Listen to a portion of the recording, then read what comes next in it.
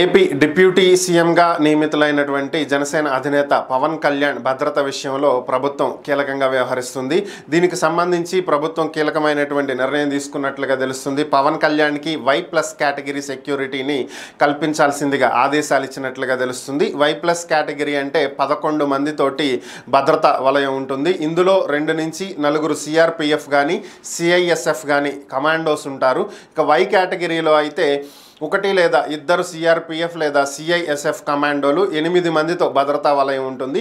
ఈ X కేటగిరీలో అయితే కమాండోస్ ఎవరు ఉండరు. 2+2 సెక్యూరిటీ అనేది నార్మల్గా ఉంటుంది. సో అయితే పవన్ కళ్యాణ్కు Y+ కేటగిరీ సెక్యూరిటీ అంటే 11 మందితోటి భద్రత కల్పించాలని చెప్పి ప్రభుత్వం యోచించినట్లుగా తెలుస్తుంది. అలాగే ఒక బుల్లెట్ ప్రూఫ్ వెహికల్ అలాగే ఒక ఎస్కార్ట్ వెహికల్ కూడా ఆయనకు నియమించినట్లుగా సమాచారం. అయితే ఆయనకు 2వ బ్లాక్లో 2వ అంతస్తులో అసెంబ్లీ 2వ బ్లాక్లో 212 గదిని ఆయన ఛాంబర్గా సిద్ధం చేస్తున్నట్లుగా నిన్ననే మనం వార్తలు కూడా విన్నాము. దీనికి సంబంధించి ప్రస్తుతం ఆయన ఛాంబర్ను పరిశీలించడానికి పవన్ కళ్యాణ్ ఈరోజు సచివాలయానికి వెళ్ళబోతున్నారు. మనకున్నటువంటి సమాచారం ప్రకారం కొద్దిసేపటి క్రితమే ఆయన గన్నవరం విమానాశ్రయంలో దిగటం జరిగింది.